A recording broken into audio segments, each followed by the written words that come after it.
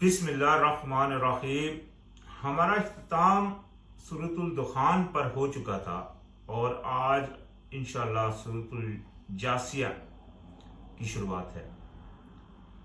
तो शुरू में हरूफ मक्तात हैं। फरमाया हामीम तंजीलुल किताब मिनल्लाहिल अजीजिल हकीम। ये उतारी गई है किताब अल्लाह की तरफ से जो जबरदस्त है और हिकमत वाला है। जब अल्लाह ताला की तरफ से ये किताब नाज़िल की, ये देखें कि ये आयत तकरीबन तमाम अक्सरियत जो सूरतें हैं उनके शुरू में इसी तरह की आयतें हैं कि ये किताब अल्लाह ने उतारी जो गालिब है, और यानी कि अल्लाह पाक की तरफ से मतलब ये भेजा हुआ फुरकान है। मतलब काफी सारी चीज इस तरह की आयतें जो अक्सरियत शुरू में आती हैं। तो मकसद इससे मतलब बावर कराना है कि ये जब अल्लाह ताला की तरफ से उतारी और अक्सरियत मानते हैं, फिर भी इसको नामुकम्मल कहने वाले लोग मौजूद हैं। यानी कि अल्लाह पाक की उतारी है तो नामुकम्मल की तो इसमें बात ही नहीं है। अल्लाह पाक ने कुरान में फरमाया कि इसको मैंने पूरा कर दिया, तो लिहाजा इसमें कोई नामुकम्मल वाली कोई बात नहीं है।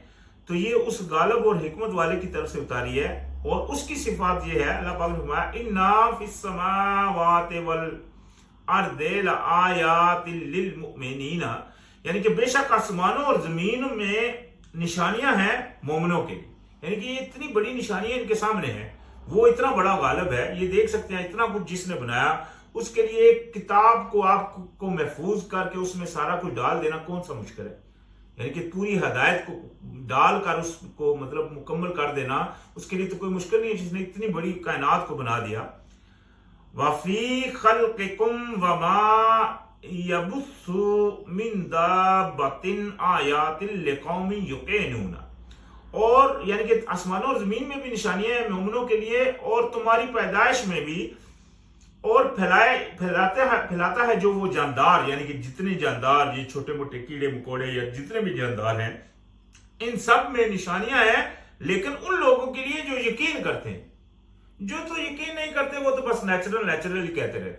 जो तो समझते हैं अल्लाह पाक की ये बनाई हुई चीजें हैं, तो वो उसके अंदर फिर क्या करते हैं, पूरा ध्यान रखते हैं और मतलब इनको मतलब देखकर अल्लाह पाक ने कुरान में पीछे फरमाया, हम पीछे पढ़ कर रहे हैं कि वो जब ये चीजें देखते हैं तो उनसे मतलब अल्लाह उनके अंदर से दुआ निकलती है, रब्बना मा खलक़्ता हाज़ा बातिलन सुब्हानका वक़िना अज़ाबन नार।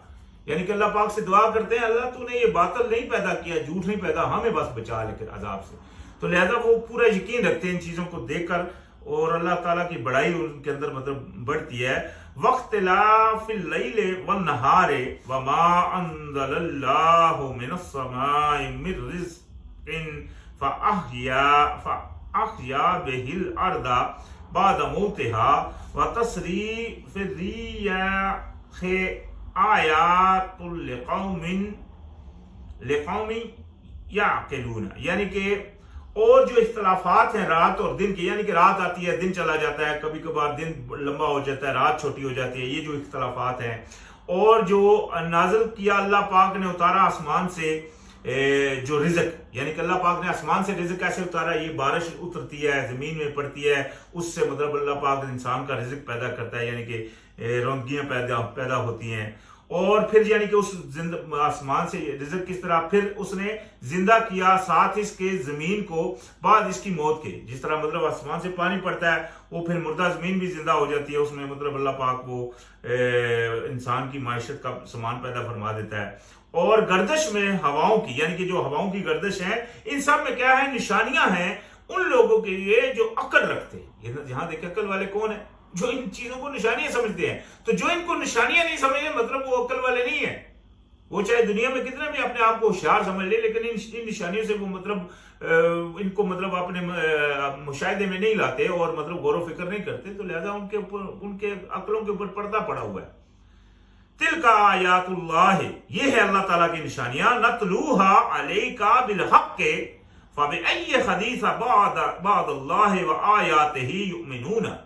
तो अल्लाह पाक ने फरमाया ये है निशानियां अल्लाह की जो मतलब पढ़कर सुनाई जाती हैं आपके ऊपर हक के साथ। यानी कि अल्लाह पाक इनको पढ़कर अल्लाह पाक ने भेजा हुआ है, जो वो पढ़कर सुनाया जाता है कुरान के अंदर, वो बिल्कुल हक है। और फबिअय्यि, साथ ही अल्लाह पाक ने फरमाया फबिअय्यि हदीस, इसके बाद और कौन सी हदीस, ये देखिए लफ्ज आया हदीस का, हदीस का मतलब होता है बात, वाक्या। और कौन सी वाक्य और कौन सी बात के ऊपर बाद अल्लाह के और उसकी निशानियों के ऊपर ये ईमान लाएंगे। यानी कि ये हदीस, ये जो कुरान है, कुरान को अल्लाह पाक ने हदीस बताया कुरान में कितनी दफा। इसी तरह हदीस का लफ्ज कुरान में बहुत दफा मूसा अलैहिस्सलाम के बारे में आया। क्या आपको मूसा अलैहिस्सलाम के वाकयात नहीं पहुंचे? या मतलब इब्राहिम अलैहिस्सलाम के बारे में भी आया, ठीक है ना। तो खैर ये मतलब हदीस का लफ्ज कुरान में कितनी दफा आया, और अल्लाह पाक ने कुरान को भी हदीस कहकर पुकारा, क्योंकि हदीस का मतलब होता है वाक्य। ये हदीस लफ्ज है, इसका मतलब है वाक्य।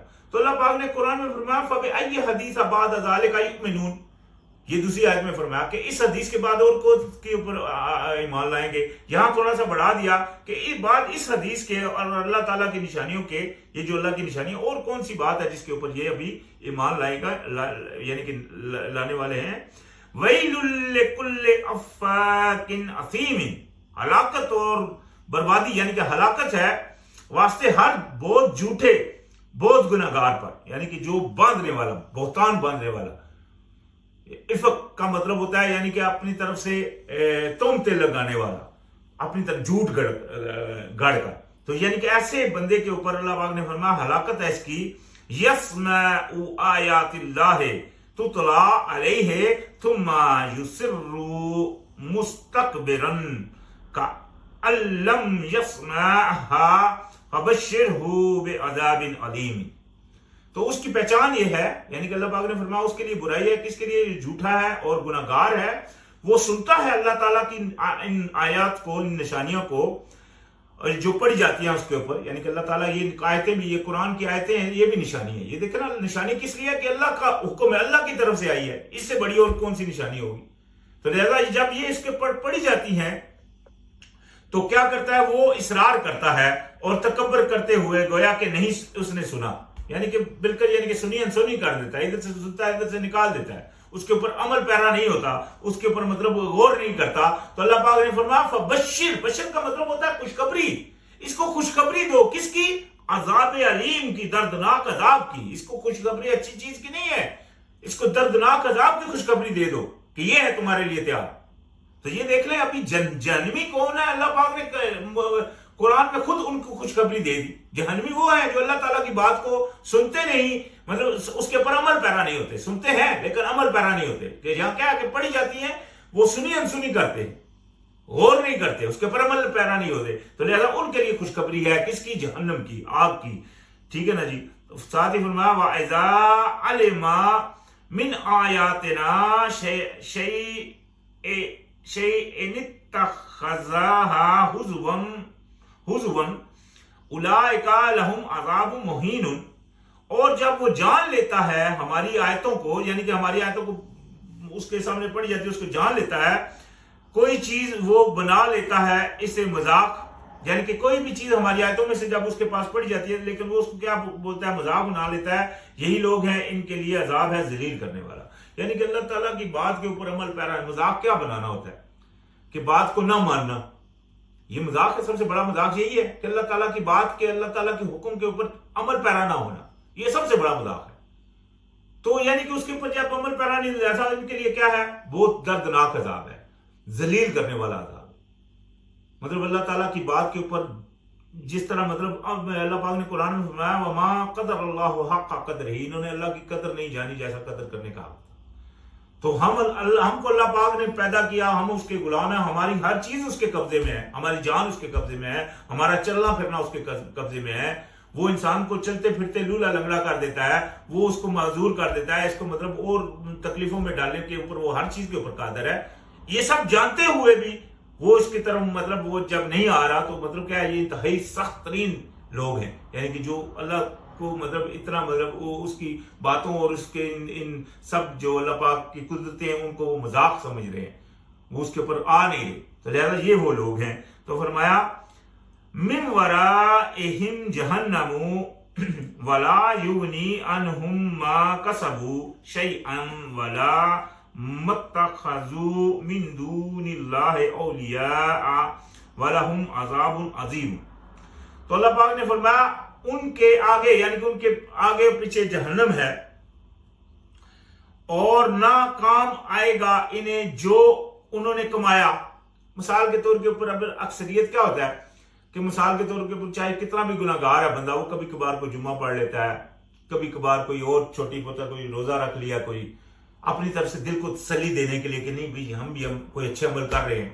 इसी तरह आजकल हमारे यहाँ देखें वो जितने भी ये मतलब जिस्म फरोश करने वाली औरतें भी होती हैं हमारे पाकिस्तान में जिस तरह, तो वो भी क्या करती हैं अक्सरियत कोई जनाब किसी दरगाह के ऊपर जा रही होती हैं अपने दिल को तसल्ली देने के, चलो हम ये भी पूरा कर रही हैं, टोटल कर रही हैं पूरा, या कोई खत्म करवा देते हैं। तो ये क्या होता है दिल में, अपने दिल में टोटल पूरा कर, चलो यार हम कुछ ना कुछ तो नेक कर रहे हैं। तो लिहाजा ये है अल्लाह पाक ने फरमाया इनको इनके किए वो कुछ भी फायदा नहीं देगा।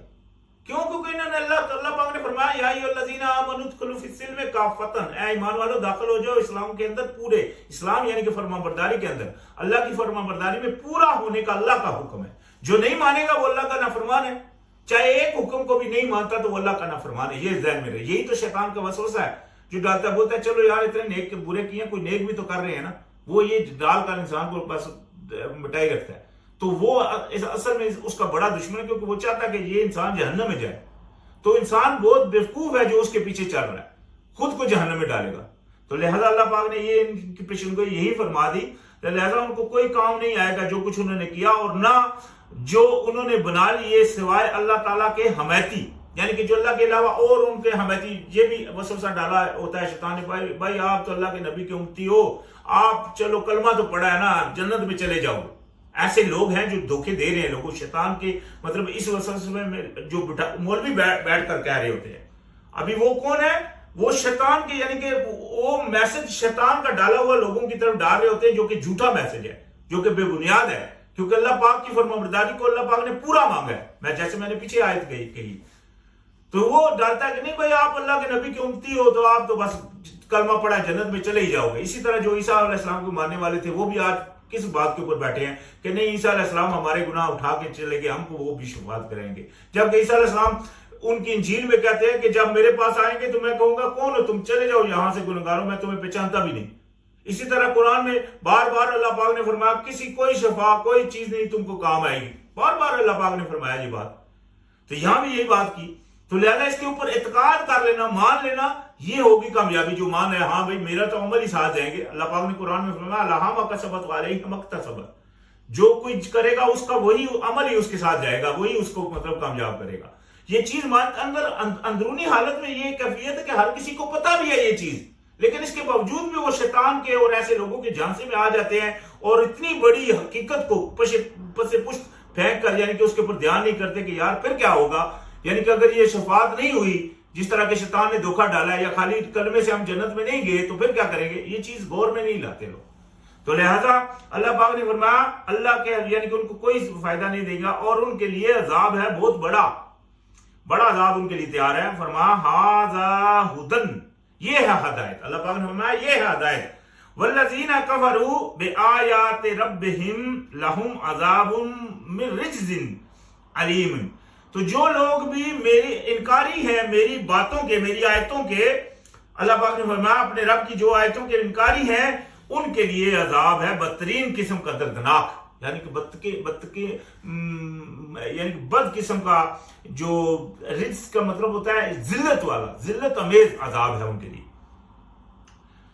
अल्लाहुल्लज़ी सख्खर लकुमुल बहरा लितजरियल फुल्का फीहि बिअम्रिही वलितबतगू मिन फदलिही वलअल्लकुम तशकुरूना। तो यानी कि अल्लाह पाक ने फरमाया अल्लाह वो है जिसने काम में लगा दिया तुम्हारे समुंदर को ताकि चले कश्तियां उसके हुक्म से, यानी कि ये अल्लाह पाक का हुक्म है। जो समुंदर इस तरह मतलब अल्लाह पाक इसको जोश दिलाना चाहे तो समुंदर चढ़ाई कर आए तो जमीन में कौन बच सकता है, इसी तरह ना कोई बीच में उसके चल सकता है। ये अल्लाह का हुक्म है जो उसने हमारे काम में इसको लगा दिया। और जो कश्तियां भी चलती हैं ये भी अल्लाह के हुक्म से, इसलिए यहां पर मैं उसके हुक्म से जो कश्तियां चलती ताकि तुम तलाश करो उसके फजल को, यानी कि अल्लाह का फजल, अल्लाह का दिया हुआ माश, उसमें से रिज़्क, उसमें मतलब गोश्त हर किस्म का वो वहां से हम लेते हैं, मछलियों को वगैरह, और बहुत सारे मतलब वहां से मोती वगैरह निकलते हैं।